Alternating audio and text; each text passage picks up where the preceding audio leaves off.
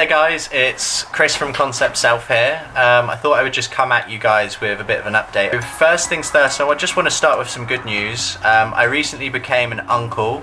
So my younger brother Aaron and his partner Samantha have both recently had a child called Huxley. I think it was £9 11 ounces, so incredibly big, healthy baby that's joined the family. He's the first grandson in the family. He's the first child of us lot, so it's taken a lot of sort of stress and pressure off of me to be, you know, the first father in the family. He's absolutely gorgeous. He's so adorable. I'm honestly looking forward to going home at Christmas so much to see him and to hold him and to give him some Christmas presents, and obviously to see all my family and friends as well. In regards to my university studies, I'm currently in a program of eating healthy, trying to sleep as well as I can, getting as much revision in as I can.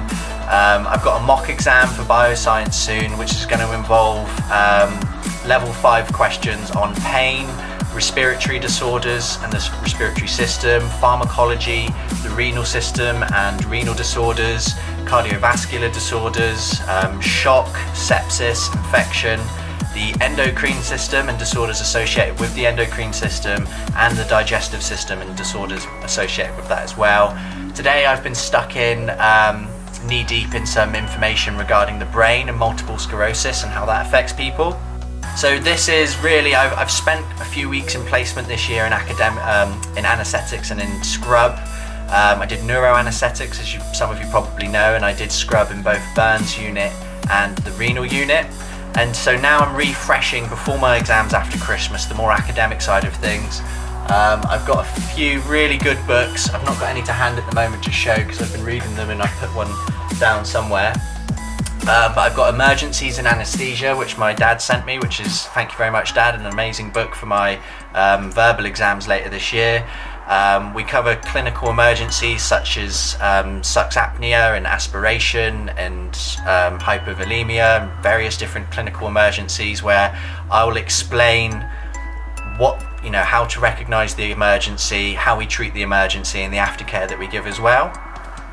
So I'm really looking forward to having all of those, I think it's 8 different clinical emergencies, just sort of completely learned, so that I can just off the tongue explain exactly how I'd manage and handle the situations, so that, God forbid, if any one of them ever did occur, I'm able to respond in the right way, timely. So I'm really looking forward to that. The stuff that I'm learning about at the moment, I do plan on sharing some of this information. So some of the stuff to do with the endocrine system, some of the stuff to do with our various different hormone glands, so like the pituitary gland, the pineal gland, the thyroid. These kind of tie into some of my more Eastern health practices, so to do with the chakras, meditation, yoga. So I'm going to try and blend the two for people in a way that maybe they've not experienced before. I want to mix, clinical anatomy and physiology with some of the more Eastern and maybe even like Hindu or Taoist or Buddhist beliefs, even stretching back as far as the Egyptians. The Egyptians had an amazing knowledge of the body and sort of spirituality, so I'm really looking to exploring that and sharing that with people as well. Aside from the amazing birth in the family recently, aside from the sort of the lifestyle changes that I'm making with being vegan and flexitarian, and I've recently started adding iodine to my water, which I'm going to talk about at a later date. At the moment, also in partnership with Bristol CBD. I do struggle sleeping, especially after drinking coffee and looking at screens all day, and the CBD products that they've sent me to review are phenomenal, and I have been offered a 25% discount on them that I can share with friends and family as well. So if you've suffered with conditions, other people have said that it helps with anxiety, depression, insomnia, arthritis, inflammation, various different things. You can look up on the internet yourself the benefits that CBD oil can have. If you've ever suffered with any of those, or you know anyone that suffers with any of those conditions, let me know. I can generate you a link that will actually give you 25% off all of the products on their website. No one in the UK has that discount. They sometimes put up 10 or 20% discounts. After I explained the troubles and challenges I was facing, and the fact that as a student I wouldn't necessarily be able to regularly purchase it at full price, I've managed to secure a partnership with them, providing that I give feedback about how the products are helping me. So the first bottle that I got was a 5% bottle, 500 milligrams I think, and I've gone through that now, and I'm gonna go up to, I think it's the 10% bottle, so it's double the strength, which means hopefully I'll have to use half as much, and hopefully it will last twice as long. Obviously I'm going to do like a review to let you guys know how that all goes. Moving forward from my family and myself and my course, I've also interviewed today for a role as a vaccination assistant. So this will involve me checking in patients. It will involve me bringing them to the vaccination station and preparing the vaccination station, assisting the vaccinator in delivering the vaccine, and then making sure that the patient's okay afterwards. So again, I know this is quite a controversial topic for many. My reasons for doing this are, firstly, nothing has ever happened in the history on such a global scale since World War I or World War II compared to this global pandemic. There is a lot of information and disinformation on social media and in the press. I find that sometimes it can be quite confusing to rely on social media or to rely on press releases, where sometimes the information's conflicting or the terminology might be confusing. And essentially I just want to help people that need help, and there will be people that are going to want the vaccine and that are going to need the vaccine. And from my experience in theatre of being able to calm people down before an anaesthetic and before an operation, I want to make sure that if people are going forwards and having the vaccine, that they're going to have the best experience possible, and that they've got someone like me there to keep an eye on them throughout the process. And if they're not feeling well, that we can give them the adequate care that they need. Ideally, hopefully, it's going to go smoothly, but I am going to be training into a multidisciplinary team with doctors, nurses, vaccinators, healthcare assistants, and this is going to be new for all of us. So it's a new experience for me. It gets me my boots on the ground, so to speak, to find out what's actually happening on the front line, and essentially I don't have to rely on the news or on social media. I'm going to see firsthand exactly what the situation is and how it evolves, which for me is going to be an invaluable experience. It's a once-in-a-lifetime experience. And as far as the controversy is concerned, those things are out of my hands. My personal opinions on the matter are of no one's public concern. I just really want to help people and look after people, and I feel as if this is another opportunity for me to apply those skills. I know that people are nervous before they have an operation, and I'm very sure I'm needle phobic myself. Even just having blood taken, I get a little bit anxious. So I just want to be able to offer that reassuring support to the people that are going ahead and moving forwards with the treatment, and obviously to look after them afterwards as well. So yeah, it's been a rough year. I've had a lot of ups and downs. This is, I think, the start of it going up again. So I have just been told by the recruitment team that they want me to join the team. I've been offered the position. I need to go through the standard recruitment and reference checks and the DBS checks, which, providing I'm already on the degree as an operating department practitioner, I'm sure are going to go smoothly. It's about a 20-minute drive from where I live, and the foundation trust I'm going to be working for is separate to the one I'm at uni, so I've now got two different trusts that I'm going to be under, and this one in Dudley serves nearly 500,000 people a year, and I'm going to be now part of that team as well as part of the team in the hospital that are working over the road. So it's been a really, really uplifting weekend and start of week for me. I've got 2 weeks now in recovery, where I'm going to be waking up patients post-operatively. Hopefully by the end of those 2 weeks, my level 4 book will be finished and I can upload that and have my level 4 completely signed off and receive my HND for that.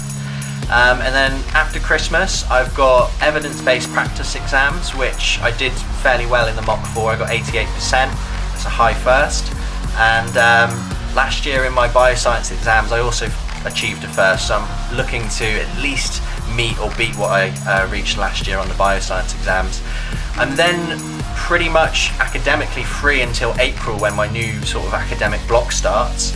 And so in that time, I'm hopefully going to be doing placement at the hospital that I work in, and also with my boots on the ground finding out what this vaccination regime's all about and trying to support people in the best ways that I can. Now, I appreciate some of you may be finding like what I've said controversial, or you may have an opinion on the matter. If you do, feel free to leave a comment down below.